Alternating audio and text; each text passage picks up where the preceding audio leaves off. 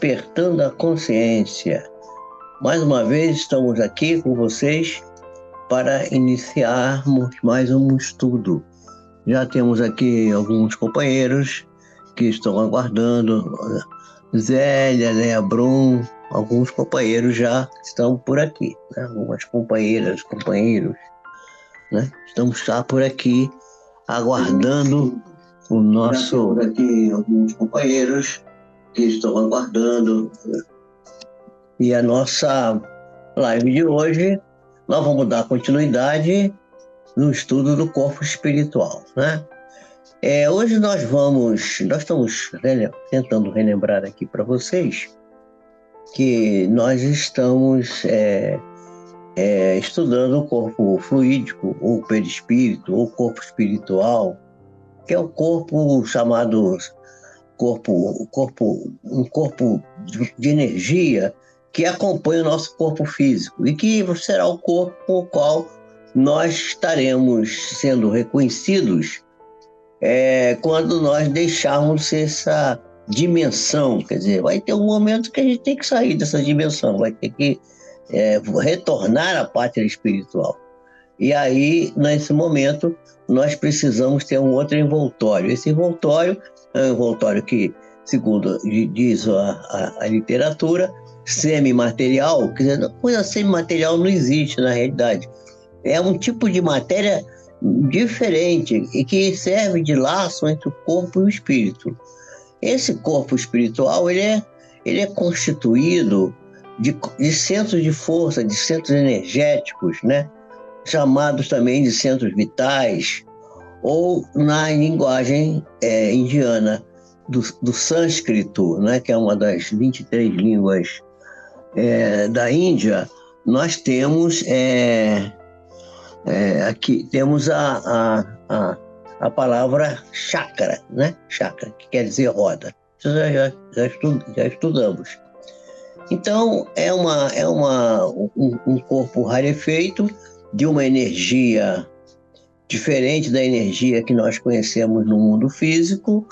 É uma energia mais aperfeiçoada, uma energia de maior potência do que a energia que a gente conhece no plano físico, né? Então, ela está ligada à parte nervosa do corpo físico através dos nervos e dos plexos, né? Plexos que são a reunião de muitos nervos, são conglomerados de nervos. Então no hinduísmo, né? No budismo, né? Nós temos esses centros de energia muito estudados.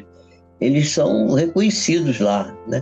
E são reconhecidos porque essas religiões mais antigas, eles têm uma formação, vamos dizer assim, muito próxima da ciência moderna, da ciência atual, da física moderna, porque o estudo do budismo, por exemplo, ele vai nos remeter, segundo alguns autores, alguns físicos, à ideia de que a física moderna, a física de alta energia, que hoje é utilizada, né, em vários setores do conhecimento científico, essa energia, ela tem, vamos dizer assim, semelhanças com a apresentação que os budistas fazem, por exemplo.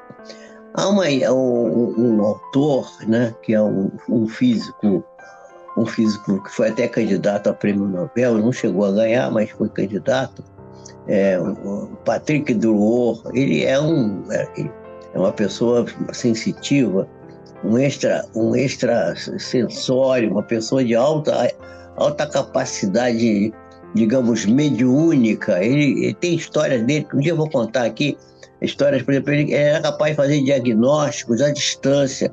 Ele tinha a capacidade de se deslocar do corpo, sair espiritualmente do corpo físico dele e entrar no corpo de uma pessoa doente e fazer verificações nesse corpo espiritual. Um negócio interessantíssima essa experiência.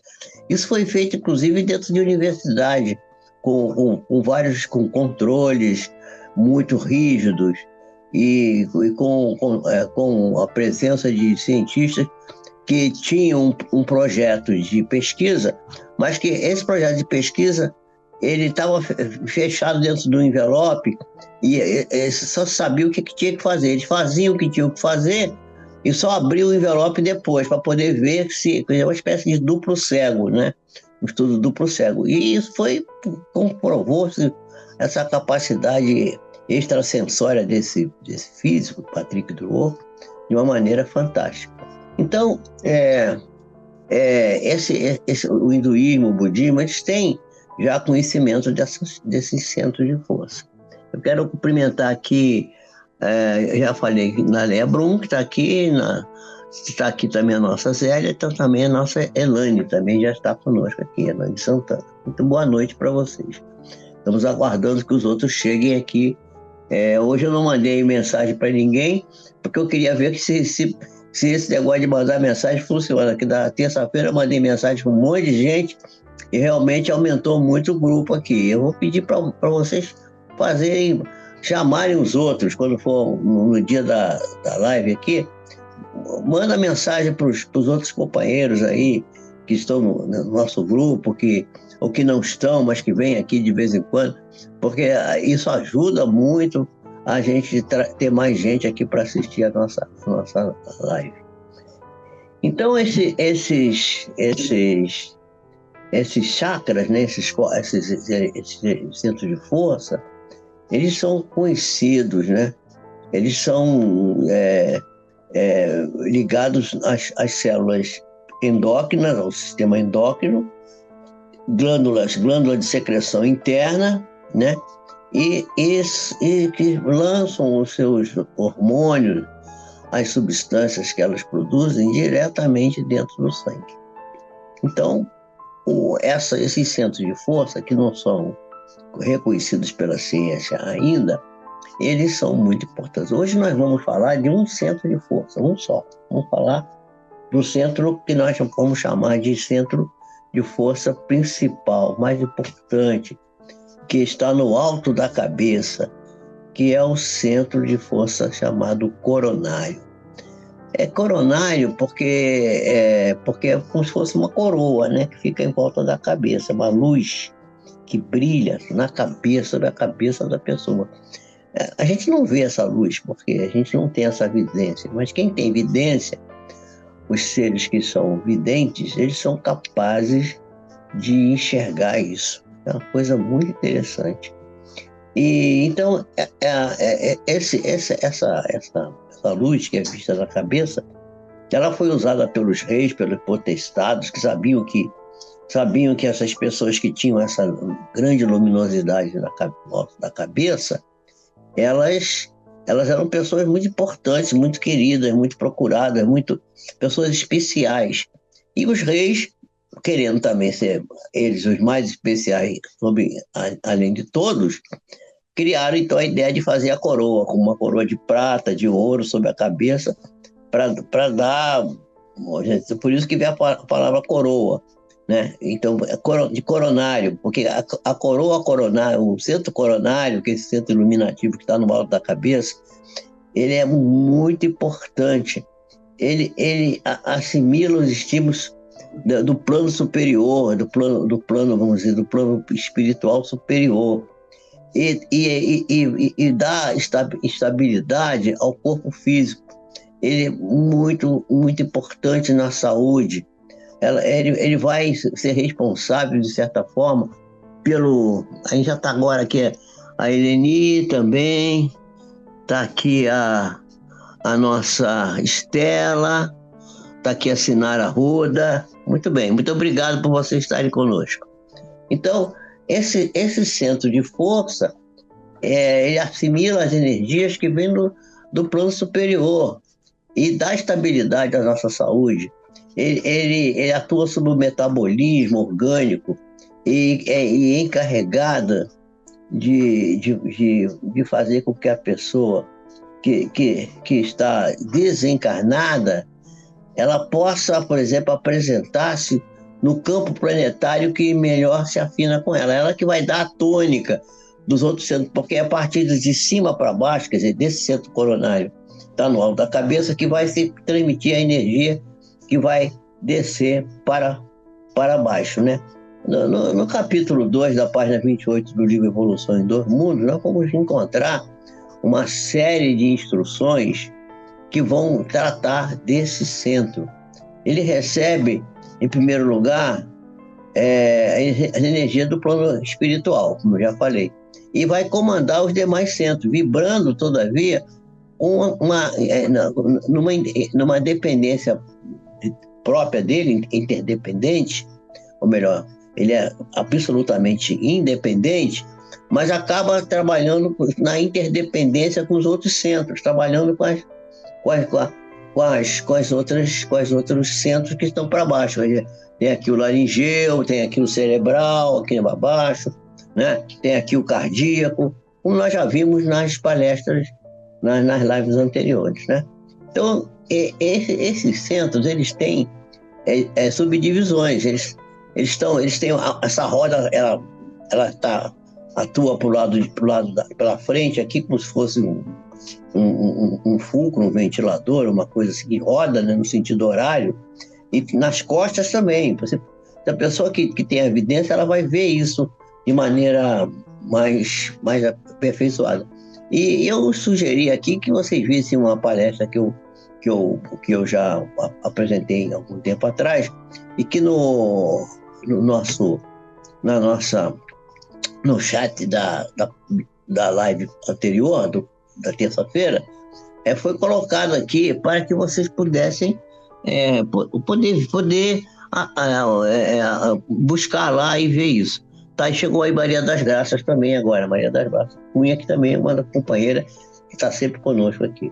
Então, é desse centro coronário que vão emanar as energias de sustentação e as suas subdivisões vão atuar sobre os outros centros, sendo responsável pelo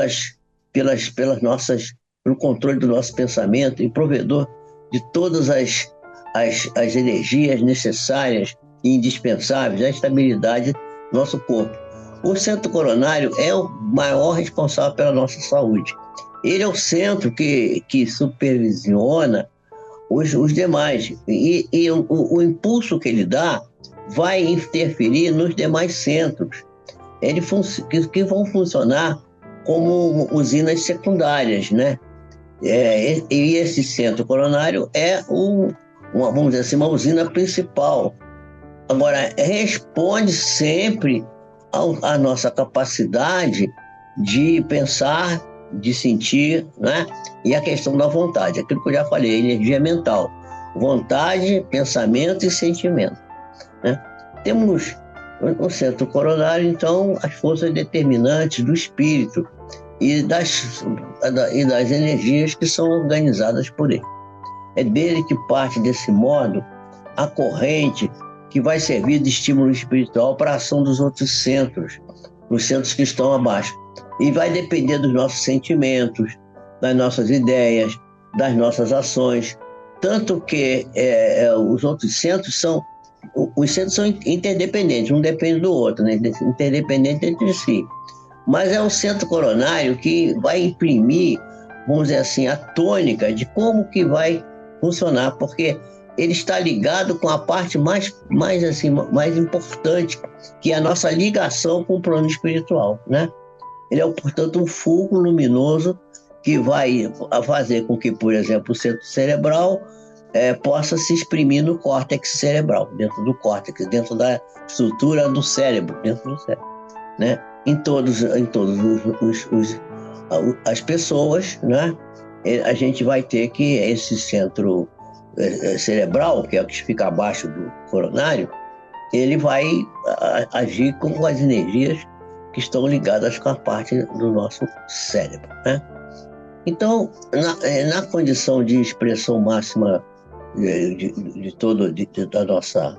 da nossa economia, vamos dizer assim, energética, esse centro coronário ele é considerado pela filosofia hindu como a mais significativa base da recepção das forças espirituais. E é o grande assimilador das energias que vêm do plano fora da Terra.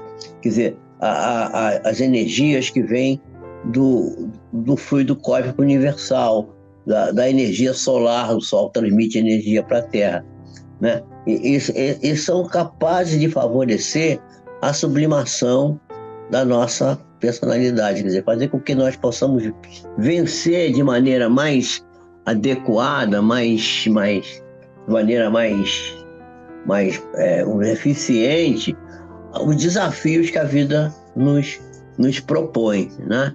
Está aí a Miriam Baltar também está aí, Miriam Baltar Braga, seja bem-vinda, né? Boa noite para vocês.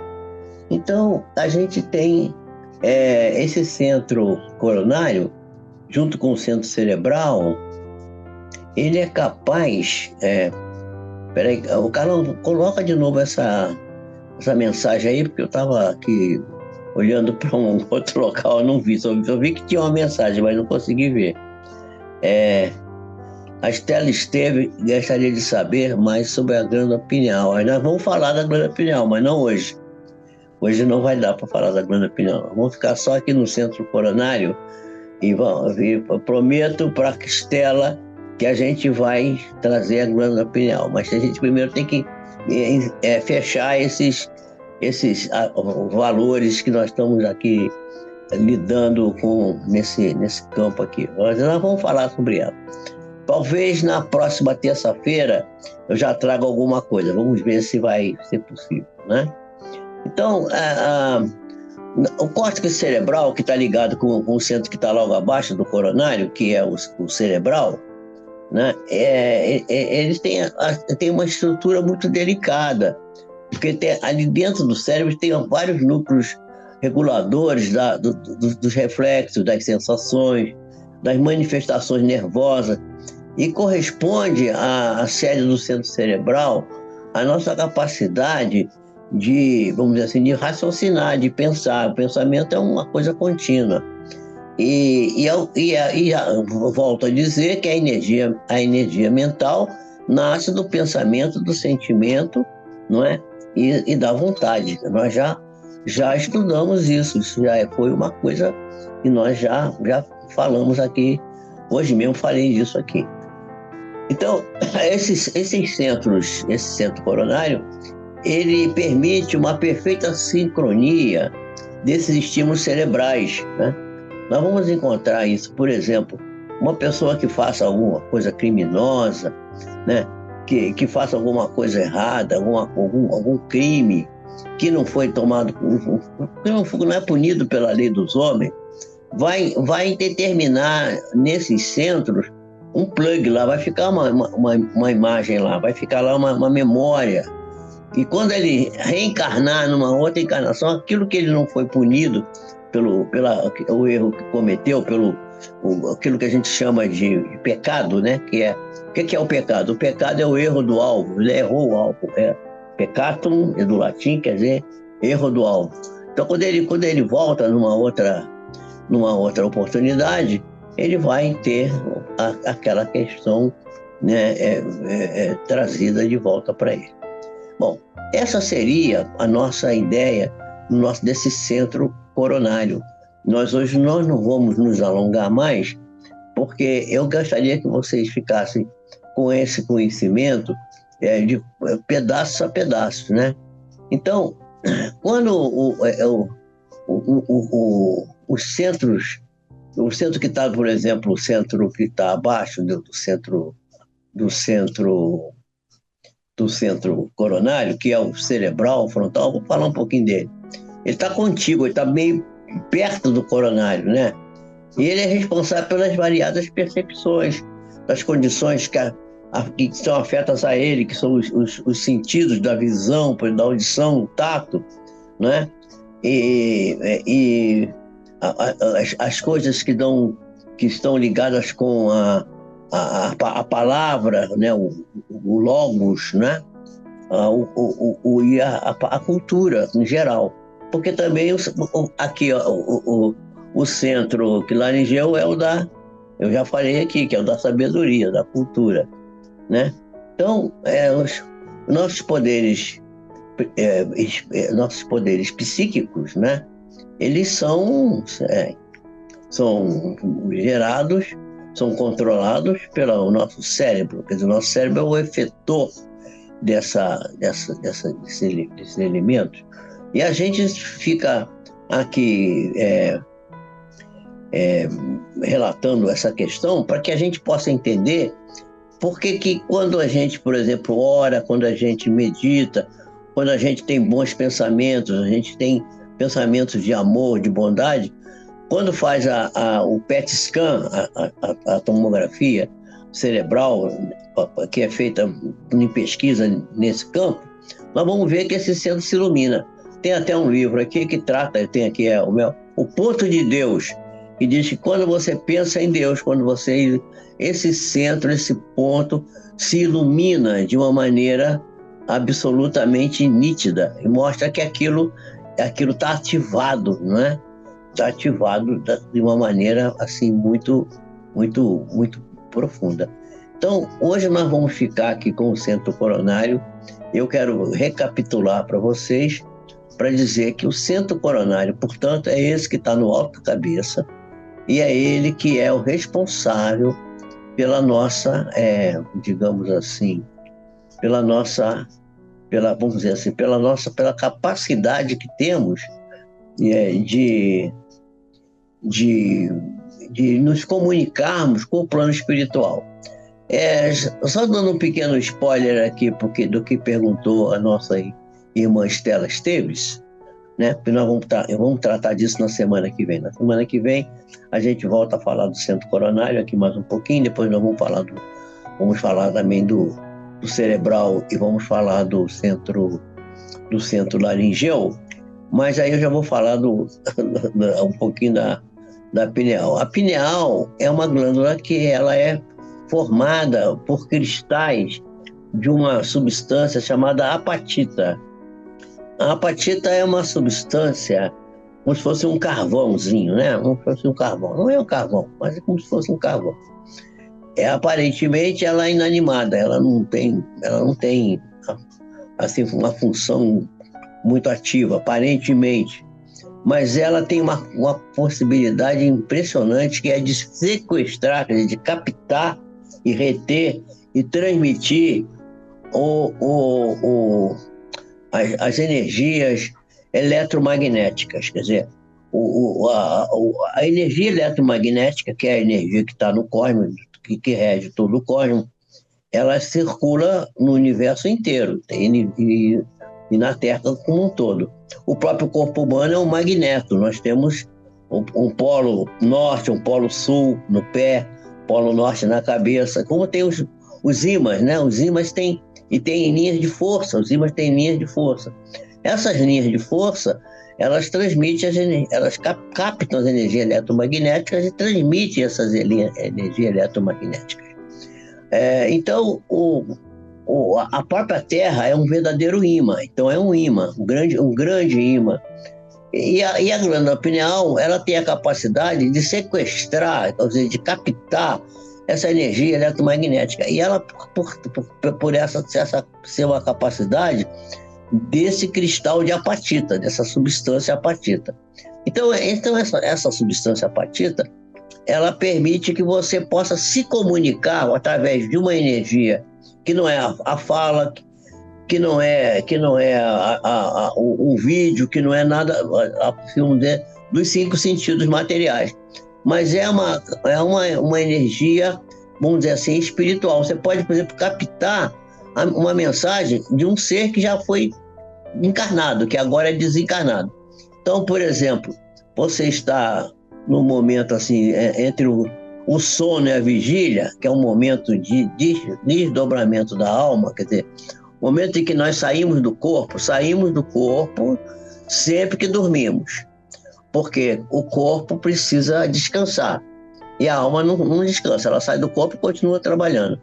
Então, nesse momento de transição entre o sono e a vigília, vamos dizer assim, a capacidade de captação das imagens que estão fora do mundo material, que estão no mundo extrasensório, no mundo espiritual, podem ser captadas por essa pessoa que está nesse momento, nesse espaço entre a vigília e o sono. E aí é o momento que você enxerga as coisas espirituais, você capta as transmissões. E qual é o aparelho que temos dentro da nossa cabeça que vai permitir que a gente faça essa captação? É justamente a glândula pineal, entendeu, Estela? Então, a glândula pineal é como se fosse um telefone celular. Eu vou relatar aqui, já estou encerrando praticamente aqui, hoje nós vamos fazer uma live bem mais curta. Nós estamos com 40 minutos, mais ou menos, de apresentação. Nós vamos terminar com esses 40 minutos. Hoje vai ser uma live mais curta. Mas eu me lembro que quando o Luiz Felipe, que é o meu enteadinho, se formou, houve uma festa que eu não fui. Minha mãe estava acamada, minha mãe estava aqui em casa, ela não estava encarnada ainda, e eu fiquei com ela à noite. E dormi uma noite um pouco mal dormida. Acordei de madrugada com um barulho muito grande, porque quem foi para a festa? O Luiz Felipe, que era o formando, a minha esposa, a Eleni Pio, e a minha filha, Ana Carolina, que era uma menina ela tinha acho que 15 anos naquele tempo, sei lá, 16, uma coisa assim. Ela era uma adolescente, né? No meio da adolescência. E eles foram para a festa, e foram de Uber, foram num carro que foi contratado para levá-los e trazê-los. A festa correu a noite toda e já na madrugada eles voltavam para casa. Eu dormi a noite mal porque tinha um barulho de um vizinho que ficava tocando pagode a noite toda. E eu dormi mal, eu preocupado com a minha mãe. Aí acordei várias vezes. Depois, quando foi mais ou menos 5 horas da manhã, eu estava acordado, aí me deu um soninho, eu comecei a dormir. Quando eu comecei a dormir, eu preocupado com a volta deles para casa, né? Porque é sempre um risco sair de noite, andar de madrugada por aí, é sempre um risco. E aí eu estava dormindo, quer dizer, eu achei que estava dormindo, e aí eu estava vendo o Luiz Felipe chegando em casa, e atrás vinha 2 sombras, que eu deduzia que era a mãe dele, minha esposa, e a minha filha, a irmã dele, né? Vinham atrás. E ele estava muito nítido na minha frente. Aí eu me dirigi, a casa tinha um corredor assim, ele vinha andando naquele corredor, tinha um carro parado ali, e havia um passadiço assim entre o carro e o muro, e eu via o Felipe vindo. Aí eu olhei para ele e falei assim: ah, meu filho, que bom que vocês chegaram, eu estava tão preocupado com vocês. Eu estava entre o sono e a vigília, estava naquele momento, quer dizer, eu estava desdobrado em espírito naquele momento. E aí ele vira assim para mim e fala assim: não, Jorge, nós não chegamos não, nós sofremos um acidente. Aí eu acordei, tomei aquele susto, acordei. Ai, meu Deus, que sonho mais esquisito, né? Não deu 10 minutos, tocou o telefone, meu telefone, era o Felipe. Jorge, nós estamos aqui no Hospital de Vassouras, o nosso carro foi abarroado por um outro carro, quase chegando já aqui em Mendes, e minha mãe está no hospital e a Carolina está no hospital também. Você, por favor, vem para cá. Aí eu saí feito um doido, né? Botei a roupa em cima do pijama e fui para o Hospital de Vassouras, para o Hospital Universitário, onde as 2 estavam internadas. A Carolina já tinha sido liberada, que ela teve só um susto, mais nada, mas a dona Eleni ficou internada uns 3 ou 4 dias, porque ela desenvolveu um ataque à arritmia, desenvolveu um problema cardíaco lá, muito susto, que ela estava dormindo na hora da colisão, O carro do rapaz acabou, nunca mais vimos esse rapaz, ele desapareceu também. O carro dele foi dado perda total. O outro carro também deu perda total, mas felizmente eles não tiveram nada assim muito grave. Mas eu tive um desdobramento. Esse desdobramento, essa visibilidade que a gente tem e o conhecimento de fatos que estão acontecendo naquele momento, mas que estão fora da sua área de observação física, ele é regido pela glândula pineal, que está no meio da cabeça. Ela não está dentro do centro de força coronário. Ela está no centro de força cerebral, que é a que vem logo abaixo, que nós vamos estudar na próxima lição. Então eu vou voltar a falar da glândula pineal, dei esse exemplo aqui, é uma experiência vivida por mim próprio, e vou dar para vocês alguns subsídios de outras pessoas. Tem pessoas, por exemplo, que são capazes de saber o que vai acontecer daqui a semana que vem. Então, assim, quando eu tenho um sonho assim, eu já sei que vai acontecer isso assim, ou vai acontecer aquilo. Ou não sei bem o que é que vai acontecer, mas sei que é alguma coisa meio desagradável. Tem muita gente que tem isso. Essa percepção é uma percepção normal do ser humano. Não tem nada de a pessoa ficar, não sei o quê. Gente, isso é um dom que é perfeitamente natural. A gente vai aprender, com o passar dos anos, o passar do tempo, a reconhecer que essas capacidades de vamos dizer, né, saber o passado, saber o futuro, conversar com um ser que já partiu desta vida, como se fosse uma pessoa normal, viva aqui, encarnada, porque o corpo espiritual é um molde do corpo físico. Quando a pessoa parte da vida, desencarna, né, vai para o plano espiritual, ela vai com esse corpo espiritual, com esse corpo de energia. Esse corpo de energia vai produzir, inclusive, a vestimenta, as roupas que você gostava de usar, né? Então, se a gente pudesse... há referência em livros de uma moça que foi uma grande escritora no passado, e que ela foi conhecida por nós. Ela nasceu aqui perto de nós, aqui na cidade de Rio das Flores, e foi uma grande médium. Ela, por exemplo, via Chopin. Ela era muito amiga de Chopin, né? O grande musicista, pianista e compositor, Chopin.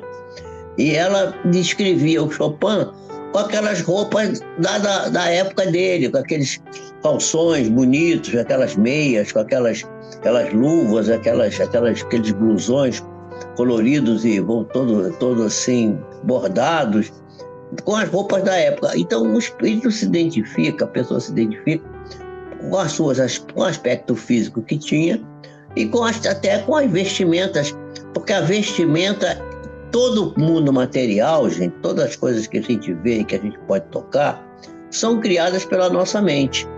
Se a gente não quiser admitir isso, faz assim: bom, eu compro o pano, eu desenho o modelo, mando a costureira costurar e ela faz exatamente como eu queria que ele fizesse. E já é uma forma de, com a mente, construir. Só que, por exemplo, Jesus era capaz de fazer isso, como que vamos dizer assim, instantaneamente. Hoje é possível, por exemplo, através da ciência, transformar a água em vinho. Já tem experiências físicas transformando água em vinho, como Jesus fez. Só que leva 6 meses para conseguir transformar água em vinho. E Jesus fez assim, ó, tuf, e fez. Porque ele era Jesus. Jesus era ele estava em outra dimensão, outro patamar. Jesus era Jesus, né? Então, nós vamos chegar até isso? Vamos. Por que eu estou dizendo que a gente vai chegar até isso? Porque ele próprio disse isso: tudo que eu faço, vós podeis fazer e mais ainda. Ele falou isso. Se ele falou isso, é porque é possível mesmo. E a gente já pode fazer algumas coisas, já pode ser feita. Porque, na realidade, milagre, não existe milagre. Milagre é porque a gente é ignorante, não sabe o que é, não conhece as leis que regem essas transformações. A gente é milagre, para nós é milagre.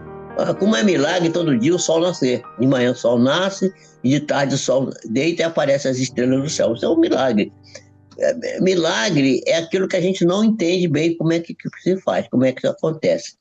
O dia que a gente começa a entender como acontece, isso não diminui mais, em nada Deus, nem Jesus, nem nada. Eles, pelo contrário, a gente vai vendo que a distância que nos separa dessas entidades mais perfeitas do que nós, muito mais perfeitas, as quais nós devemos seguir e procurar acompanhar.